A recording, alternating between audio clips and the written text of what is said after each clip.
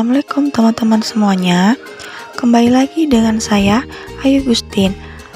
Video pembelajaran kali ini kita akan membahas tentang sejarah Eropa, yaitu Perang Peloponnesia.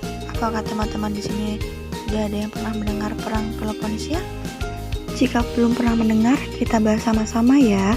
Yang pertama adalah sejarah perang, yang kedua ada latar belakang perang, yang ketiga ada perkembangan perang, keempat ada akhir perang, dan terakhir dampak perang Peloponnesia.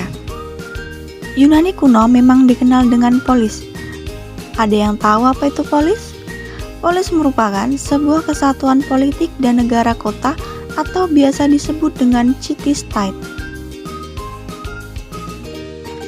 Dengan kondisi ini dapat membentuk kelompok masyarakat yang terpisah-pisah dan juga mandiri karena sulitnya akses komunikasi antara wilayah satu dengan wilayah lainnya. Sekarang kita bahas tentang sejarah Perang Peloponnesia. Sejarah Perang Peloponnesos atau bahasa Yunani sejarah adalah sebuah catatan sejarah Perang Peloponnesos pada tahun 431 sampai 404 sebelum Masehi yang terjadi antara Liga Peloponnesos dan Liga Delia. Perang Peloponnesia dibagi menjadi dua tahap. Yang pertama tahun 460 sebelum Masehi hingga 446 sebelum Masehi. Yang kedua lebih signifikan dari 431 sampai 404 sebelum Masehi. Lalu bagaimana sih latar belakangnya? Pada mulanya yang bersitegang adalah negara Korcyra dan Korin tanpa mengaitkan antara Sparta dan Athena. Kemudian permasalahan dimulai ketika Korcyra meminta bantuan kepada Athena untuk melindungi mereka dari serangan negara Korin.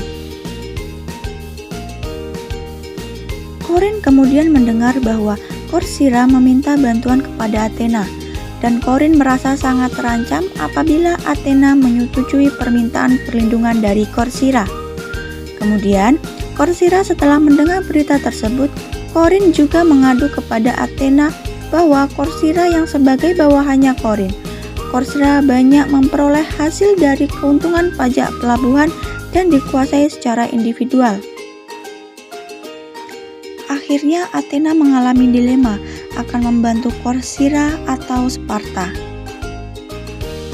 Pada intinya, perang itu terjadi karena Athena terlalu rakus dan berusaha menguasai seluruh Yunani.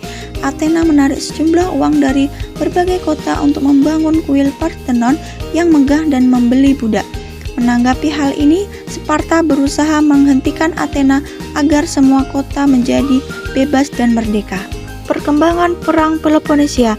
Kesuksesan pasukan Athena memukul mundur bangsa Persia dari wilayah Yunani membuat mereka merasa lebih unggul dibandingkan bangsa Yunani lainnya. Bangsa Athena semakin terdesak setelah pasukannya gagal menduduki wilayah kota Sirakus dan Sisilia yang merupakan sekutu Sparta. Mereka kehilangan banyak sumber daya manusia dan menghabiskan uang yang sangat besar untuk kebutuhan perangnya. Sparta berhasil mengalahkan pasukan Athena dalam perang Augospotamoi pada 404 sebelum Masehi. Meskipun perang antara Sparta dan Athena telah selesai, tetapi negara kota Yunani lainnya tidak terlalu menyukai Sparta sebagaimana dahulu sikap mereka kepada pihak Athena. Perang Peloponnesia berakhir pada 404 sebelum Masehi ketika Athena menyerah. Perang Peloponnesia kemudian merenovasi kota-kota Yunani secara keseluruhan. Kekaisaran Athena merupakan pihak yang lebih kuat sebelum perang. Setelah perang, Sparta merupakan negara penguasa Yunani. Perang Peloponnesia membawa kemiskinan dan penderitaan pada bangsa Yunani. Athena tidak pernah lagi mendapatkan kemakmuran seperti sebelumnya setelah perang Peloponnesia. Lalu apa sih dampak perang Peloponnesia? Yang pertama, dampak positifnya yaitu kerjasama yang terjalin antara Sparta dan bangkitnya kembali negara-negara di Makedonia. Dampak negatifnya yaitu pasca perang, Athena menjadi kota yang lumpuh dan menyebabkan perekonomian yang menjadi sulit dan tidak mampu lagi dipulihkan. Semoga ilmu yang disampaikan dapat bermanfaat untuk kita semua. Kita serasi seperti selai kacang dan jeli.